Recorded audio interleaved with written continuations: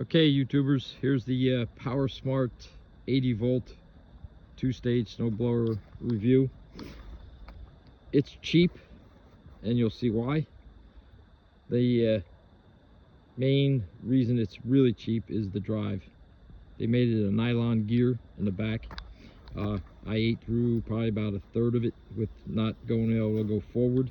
So this is the snow we had in Jersey. It's almost like 2 feet, 18 inches or so. Different places is a lot higher, of course, especially where they plow you in on the streets and stuff like that. So overall, metal auger thing works fine.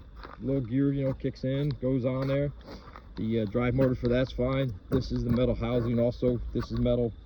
This is metal. This is made a little flimsy. The way this whole setup is, it does have a little play in there. I'm gonna have to put some more shims. I did put one from side to side in there, and that loosened up.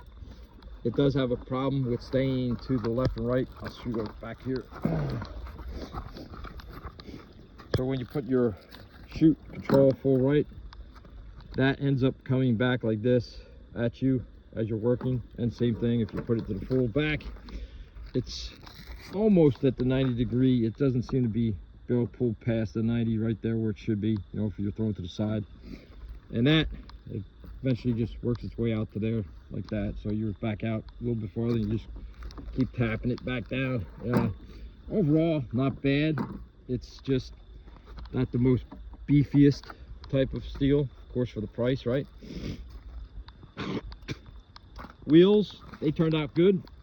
13-inch by 4.1 or 4 point something, 4.6. I did put a set of chains on there. That's just, it gets better grip. And it has this stupid little snow chute clear. Super cheap, but it just hangs on the bar. Again, the cheap part was the gear. I wish I had the things. Maybe I can add the photo to the video. In here, it is lightweight, so it's not bad to move around. That's your whole control system under there. That's their circuit board, which is exposed, so keeping moisture out of there. It's sealed from the top, and hopefully nothing gets up there, but the overall moisture outside, if it's raining or something, you may get a little condensation inside the circuit boards and finally destroy that. The light switch is right there. Again, it's exposed, there's nothing sealed. That is one bad part, because that that light switch basically controls this. This has actually bright. It does do its job at night. I had it on in the back. As I went over before, this is the auger side. The Chinese people put the drive there, and this, of course, is the drive side, and this says auger. But that is also, these handles are super cheap. The little contact switches are just underneath there, as you can see. That's their control switch, and it doesn't, you start to squeeze down, it takes a while for it. Yeah, it's cheap. You can see the deformity of the plastic also. This thing is not even down. It's like it's squeezed, I guess, way too far. It should be like down like that. Quite a, you know, another inch or so down. You can see it's all twisted out from the plastic here because it's pushed in too hard. So you know, it's cheap. That's what they did. So grips are not heated, they're just plastic grips. So very easy to put together. That part was not hard at all. I mean, it's just assembled. They have it in different parts. You put the side arms on down low, put that on, put your connection together for your controls, and that's it for electronics. The chute's metal, and I haven't had a clog yet, so it was slushy slash a little wet to the end. It still went through. This is what I was going to show you. Right in here, there's 4 10mm bolts right there. 1, 2, 3, and 4. Under here is just that magnetic drive motor and a nylon gear, which you can actually see. I don't think I have my pocket flashlight on me, but you can actually see, if it focused right in here, that's a nylon gear right there. And you can actually see it. Watch this. Look at this. Oop, there you go. So it should be coming around here. There's the teeth. Get some more shadow in there. Yeah, so see how the teeth are gone right here? There's teeth, no teeth, and then there's some teeth again. Quite a bit missing. The drive is not very powerful at all. Nylon gear, I'm gonna have this company, there's one online, it's a German company that actually has spur gears with hubs. So I'm gonna send them mine. This one is 71 teeth, I think, or 70 teeth. I have to take it off and count it again. 70 teeth by I think it was 141 millimeter diameter crossed, 5.6 inches to be exact. On a mic, I didn't do it in millimeters, I don't know why, but anyway, that gear has to be replaced with a metal one. After that, it'd be a decent little unit. I wouldn't wait for, which I did, you know, till the next day, coming out here cutting this stuff. I just hand pushed it back and forth, just hand pushing it. And you know, occasionally I would go forward, I'd grab this and give it a little bit because it's going to hit it until it hits the bare spot on the gears. Otherwise, it wouldn't be bad except for the drive unit, you know. For the price point, the batteries are still as expensive. I bought the two 6-amp batteries right from PowerSmart, which were still 220 bucks a piece with their discount. So that part's not cheap. And then Amazon, somebody was selling the chargers for $89 on sale, so I picked up 2 of those. One had a faulty circuit board in it. It wouldn't charge the battery. It'd go charge it for about 2 minutes, not even a minute or so, I'd say, and it would start flashing red. It'd just go off the red. So I changed batteries to the other battery to see if it does the same. Did the same thing for that battery. Then I put both batteries back on the other charger that I had, and they both charged normally. So I knew it was a faulty charger. Sent that back. They took it back for the return. Just waiting on for them to receive that and then get my credit back. But yeah, I'd buy another one from them for, you know, I don't think it just happened to be a faulty charger. So 2 batteries, 220 something a piece, so that was like 440. I got this unit here for 460 or so, I think, with tax and shipping and all that crap, with Texas thing. So roughly into it, you know, with the 2 chargers, then it was just right at $1,000 bucks. So for $1,000 bucks, I got this thing, and now I have a bad gear. So I called the company, instead of sending it back, they offered me money back. I said sure. They offered $200. I said I'll take your offer at $250. They accepted it. They sent me back a refund of $250. So I have the machine. So now the thing only cost me whatever, 400. We'll take the math out of that. 460 to 240, 250 off of that. So for 250 bucks, it's not too bad. Like I said, I got to get that gear from the German company. I'm assuming it's going to probably run me, from the prices on their website, probably anywhere between 90 and 150 bucks. So, but I'll have a metal gear drive shaft that will actually hold it. So hopefully that works. Otherwise, if you're looking for definitely a machine that drives, I know I looked into Greenworks and Ego. They have a different drive system. They did not go with the old technology of drive shaft and gears like these guys did. They went to motors in the wheels, like electric bikes. So they have drive motors in the wheels, so they're electronically controlled. Plus and minus to that, man. If one of those things goes, there's no repairing it. You're definitely getting a new one, you know, for the wheel. You know, it's only going to be a electric cord, plug in, remove the wheel, set it back or whatever, get a new one and install. Easy replacement, no repair, just replacement parts. So that's about it. Got any questions, let me know. Otherwise, it is lightweight. You can move it around single-handedly. It's nothing real heavy. I mean, it's small, but the slinger does work. And to give you an example, as I was blowing the snow, and it's starting to get heavy, that's the distance out there, because I just blew it out into the street. So you're talking, on the average, you know, it's not throwing at 40 feet, so it's, you know, 20 feet. It's enough to get it out of the way, blow it back into your yard, wherever you want to put it. You don't have to sling it everywhere, you know. So it's good enough to clear everything, because you only need something to blow about 10 feet at least. So, and this does 15, 20 feet, you know. And this is, you know, somewhat dry snow right now. It's starting to get a little thick and melty, so that's about it. not much more to say about it. Those chains I bought online, believe it or not, the local, I think it was Walmart, had the, yeah, I think it was some seller on Walmart or something like that. I forgot where I got these things now. They were actually the cheapest. They were only like, oh, damn, like $40 for a set of them. So, you know, I picked those up, and they have little rubber elastic things that pull the chains in tight, which worked pretty good. I thought they did a good job so far, and everything on there. And I bought the other spring type in the back that grabbed the wheel from 4 different points. So you can see those are spring ones in the back there. But yeah, I never was a big fan of nylon blocks. They do suck. They wear out like crazy, and then the next thing you know, you're dragging your bucket. I'll show you that too. So nylon, you know, grabs on there, it just wears. I really don't like that. I'd rather have the steel. But as these things get down there, I'll just put a piece of the back side. You just take these off.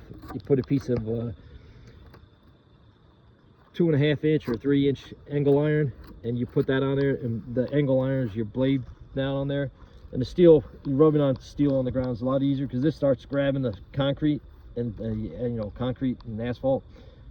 Doesn't slide all that great, especially on these things. I don't know if it's the material, but they're grabbing into the damn ground.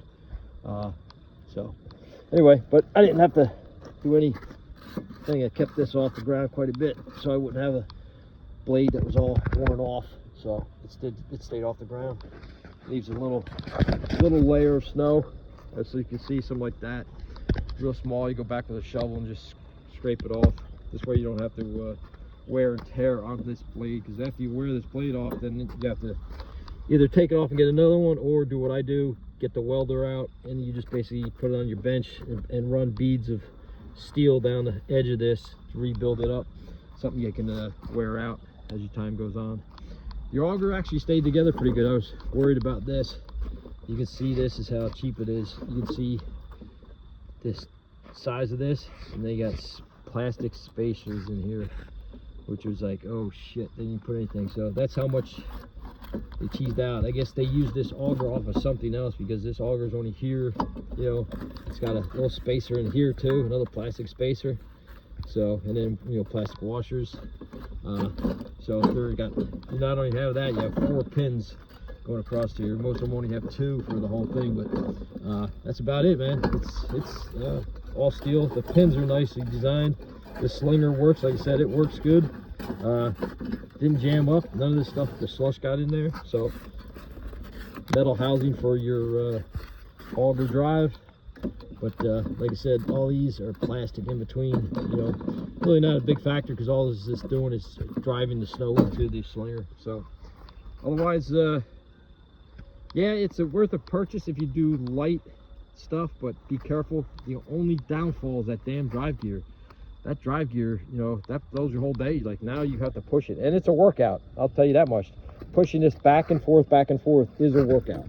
You know, you definitely take breaks. I did this in one battery, and then I had to swap it out about halfway down this sidewalk to get the rest of this sidewalk done. So it's a lot of snow, I give it that. It did got rid of, you know, whatever, 1.5 or foot or so, good 18 inches of snow. So you know, it removed quite a bit of volume wise on that battery before I went to the second one. The second one's still in there, and it's probably 3/4,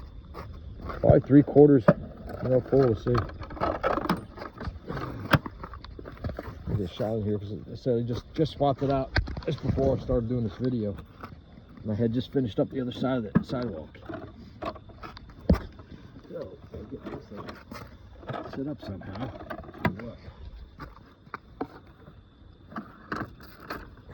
Jam my clothes in there. Get that up there. The little battery things right here.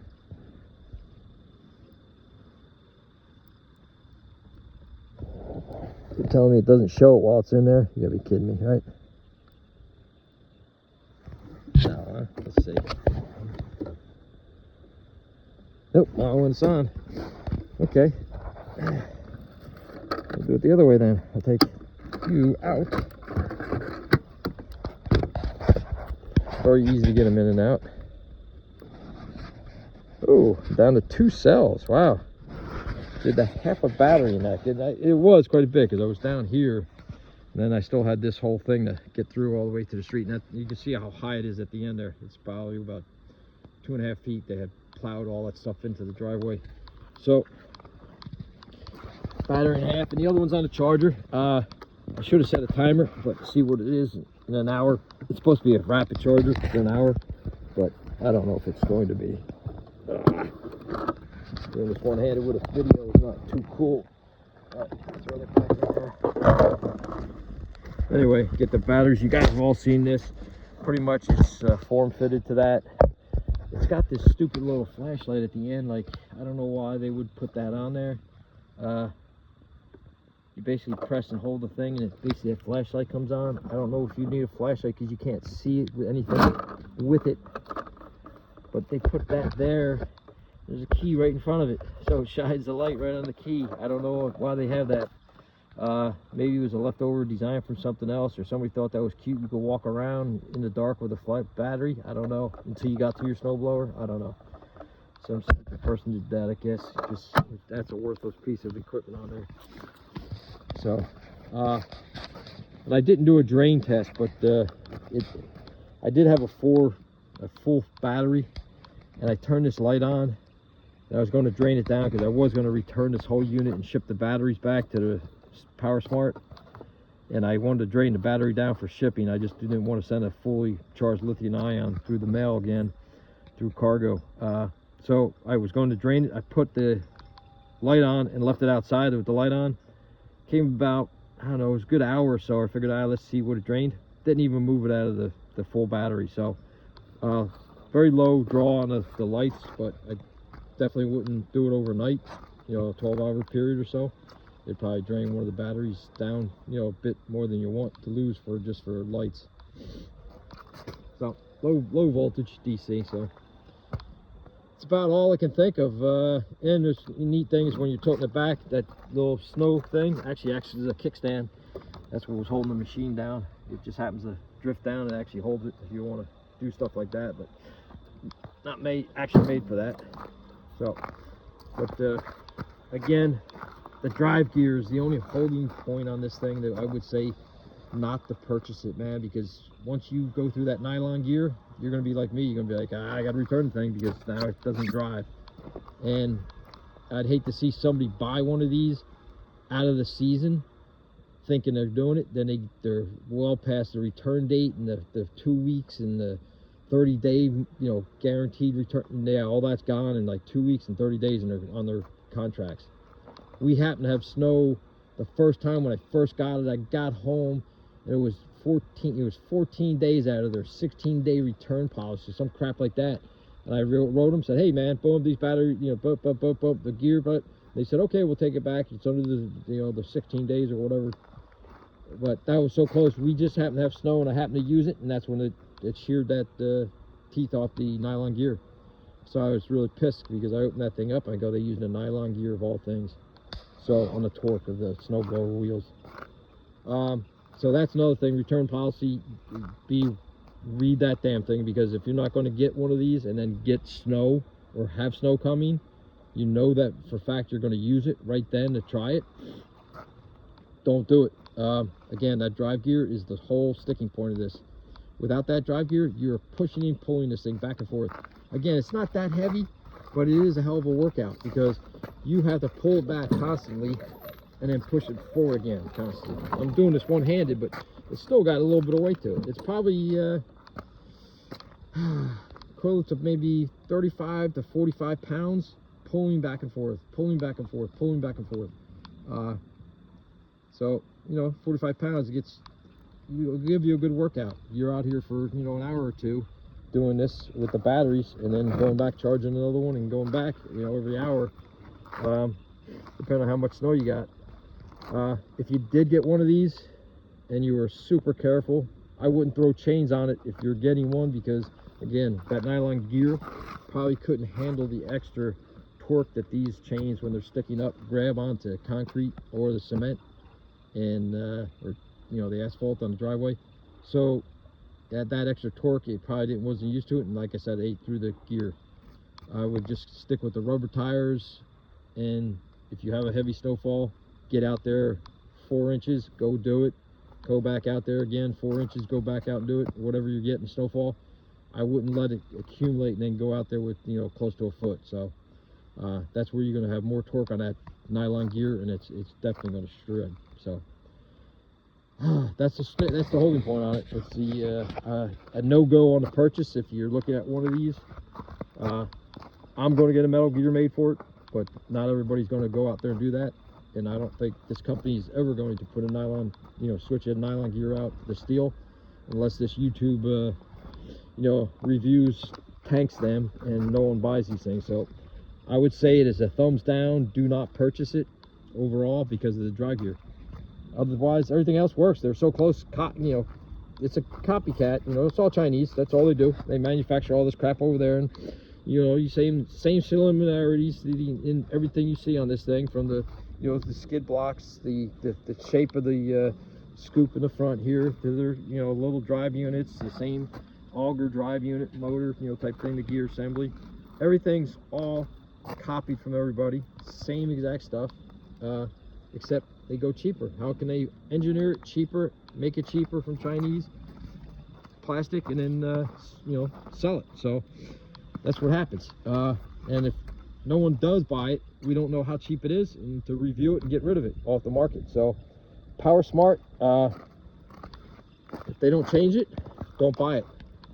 Don't buy a PowerSmart 80 volt thing. I mean, the batteries are made pretty damn good. The quality's the same thing. I don't think they can knock those off any cheaper, because they are basically all 80 volt lithium ion, so they're pretty standard for the other companies. They change the outside design to fit their slots, about the only thing. So batteries are solid, you know, metal, everything metal down here, all this stuff is solid. I'm not worried about that. The housing, the way they manufactured that, the shafts, the tires, solid metal, everything. When it gets into the plastic stuff, like I said, the housing here, you know, it's all warped out, oversized. These little plastic handles, yeah, they'll probably last, but they, you know, they could have made these out of aluminum, or light aluminum, something just a little bit more, something more stocky. But anyway, cheap Chinese plastic. So that's what you end up with. It's up to you, but I would do a no buy on this. So do not buy it, because there's just too many things. This chute thing does actually stay in position. It doesn't, because it's got indents to where it's going to stay. This one, again, back to this one, it comes out of it. It doesn't go all the way back. As you can see, it wobbles to that last part. It doesn't stay back here. And then as you're working, it ends up like that. And same thing with this. You can throw it forward. It stays this way, but I think that's because it's, yeah, that's it. It hits the housing down there. That's why it stops right there. But it ends up over there like so after a while, for vibration and stuff going back and forth. Yeah, don't buy it. That's all I can say. I'm going to go out on a limb. I'm going to get the metal gear. I know a lot of people are not going to do that kind of stuff. Some guys out there say, oh shit, I could do that. I could probably make one. There's probably guys out there with CNC machines that, you know, they can like, oh hell yeah, they'll take it out, copy it, and have a metal one in there in no time. Otherwise, the average consumer, don't buy it. Make this on a do not buy list, you know, for you, because of that drive gear. That's the only reason. So, and that drive gear is going to be the pain in the ass pushing the thing back and forth. Like I said, that's the way I did it.